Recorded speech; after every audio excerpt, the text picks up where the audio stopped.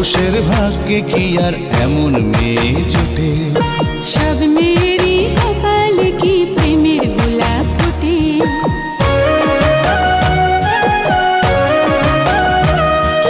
সব পুরুষের ভাগ্যে কি আর এমন মেয়ে জোটে? সব মেয়েরই কপালে কি প্রেমের গোলাপ ফোটে?